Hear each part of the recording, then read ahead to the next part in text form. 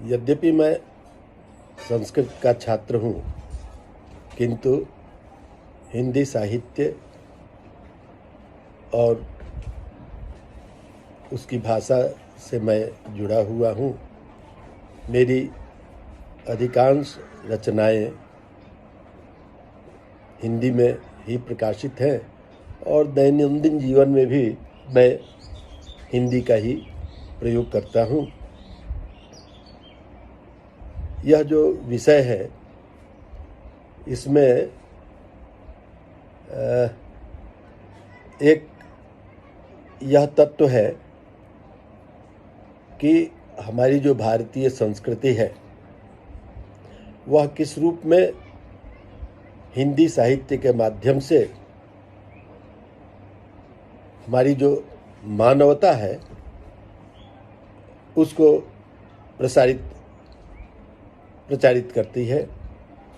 यह मानवता शब्द क्या है? वस्तुतः मानव शब्द से ही भावार्थक तल प्रत्यय करने से मानवता है, परंतु मानव कैसे बना? मनोर्जातास्तु मानवाः, ऐसा कहते हुए महाभारत में कहा गया है कि मनु की हम संतान हैं इसलिए मानव हैं। और मानव और मैन, इसकी एकता के संबंध में भाषा वैज्ञानिकों ने विवेचन किया है, किंतु यह मानव कहेंगे हम किसको? हमारे यहाँ संस्कृत में किसी भी लक्षण का लक्षण करने के लिए कहा गया है कि हम जिस वस्तु का लक्षण करने जा रहे हैं उसके असाधारण धर्म को हम बतलावें।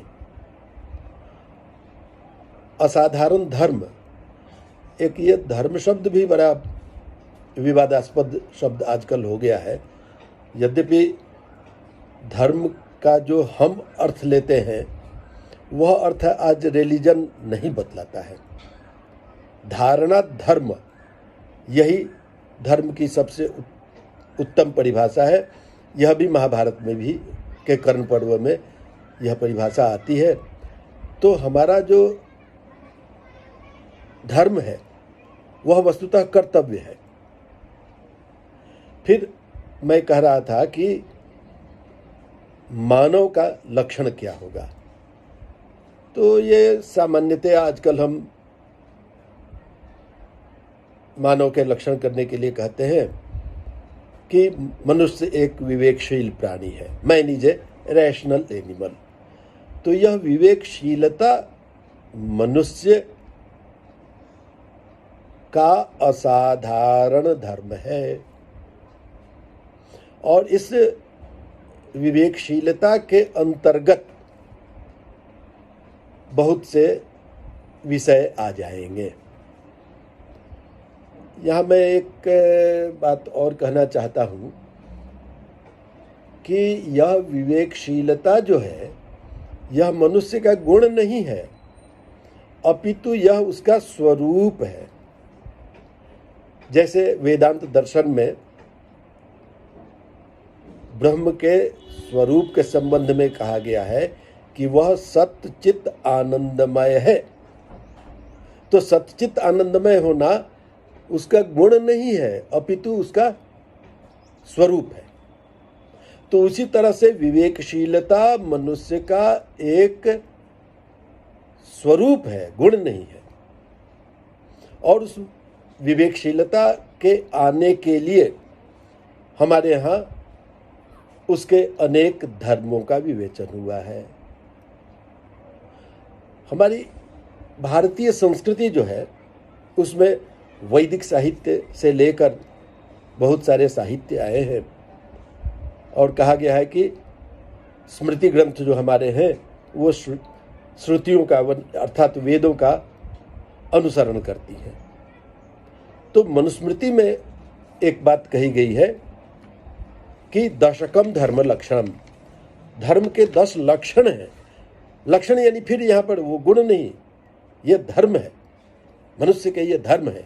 क्या है? धृति क्षमा दमोस्तेयम शौचमिंद्रिय निग्रह धीर विद्या सत्यमक्रोधो दशकम धर्म लक्षणम। तो इन 10 प्रकार के गुणों धर्मों से जो युक्त व्यक्ति होगा वही मानव है।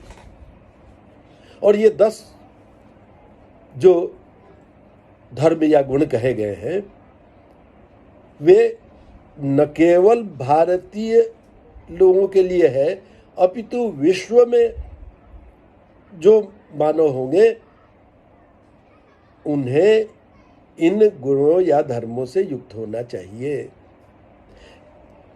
इनमें से कोई भी ऐसी बात नहीं है जिसको कि किसी भी धर्म का व्यक्ति या किसी भी रिलीजन का व्यक्ति आज स्वीकार नहीं करे।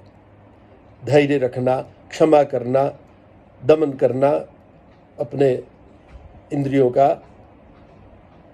अस्तेय, चोरी नहीं करना, शुचिता यानी पवित्रता रखना, इंद्रिय निग्रह करना, बुद्धि से युक्त होना, विद्या से युक्त होना, सत्य बोलना और क्रोध नहीं करना। ये जो 10 धर्म है किसको भी इससे आपत्ति हो सकती है। तो इस तरह से ये हमारे जो धर्म है यही हमारी भारतीय संस्कृति है।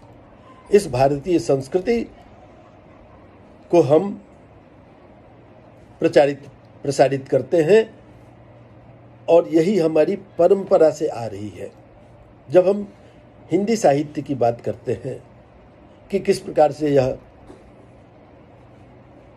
विश्व में प्रसारित हुई, तो यहाँ पर मैं ये कहना चाहूँगा कि आज भी विश्व का कोई भी ऐसा देश नहीं है जहाँ पर भारतीय लोग नहीं हो। लेकिन मैं तब की बात कहना चाहता हूँ लगभग 100 वर्ष पहले, जब हमारे यहाँ से भारतीय लोग विदेशों में गए।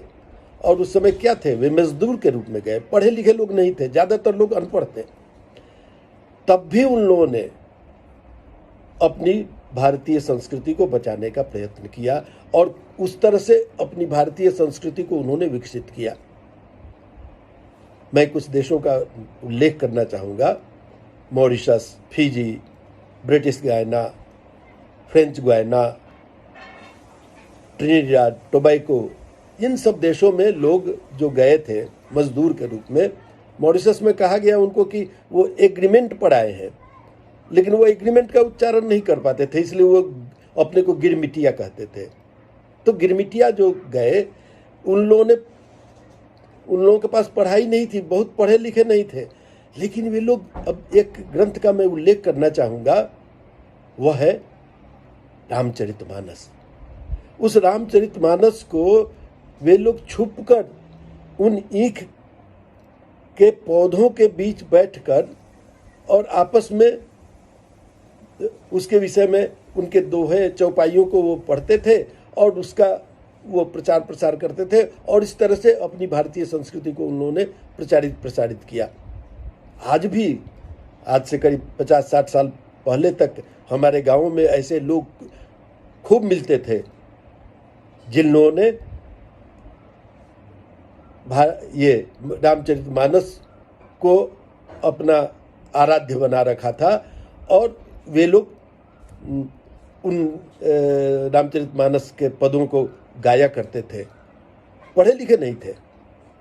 तो इस तरह से भारतीय संस्कृति हमारी उन अनपढ़ों के द्वारा भी विकसित हुई और इस तरह से ये हिंदी साहित्य का जो यह विषय है, यह जो शास्त्र, यह जो ग्रंथ है, उसका हम रूप पाते हैं। इस तरह से मैंने 25 से अधिक देशों में भ्रमण किया है और वहाँ के, मैं महीनों तक रहा हूँ कई देशों में। वहाँ पर मैंने देखा है कि किस तरह से भारतीय लोग गए हैं तो उन्होंने अपनी संस्कृति को सुरक्षित रखने के लिए और कैसा उस परंपरा को किस तरह से फैलाने का कार्य किया है। बात तो बहुत सारी है जिनको कहा जा सकता है, यह संस्कृति क्या विषय है और किस तरह से भारतीय संस्कृति में कौन से विषय होने चाहिए। वस्तुतः भारतीय संस्कृति के अंतर्गत जो सामाजिक, राजनैतिक, आर्थिक, धार्मिक, नैतिक, आध्यात्मिक और सामाजिक प्रवृत्तियां हैं, उनका सबका बोध होता है और उन सबको उन्होंने प्रसारित किया। वह संस्कृति जो होती है मानवों के मानसिक उन्नति को भी प्रतिबिंबित करती है। तो इस तरह से भारतीयों ने हिंदी साहित्य के माध्यम से भी अपनी संस्कृति को विकसित किया है। मैं इन्हीं बातों से को कहकर अपनी बात को समाप्त करता हूँ।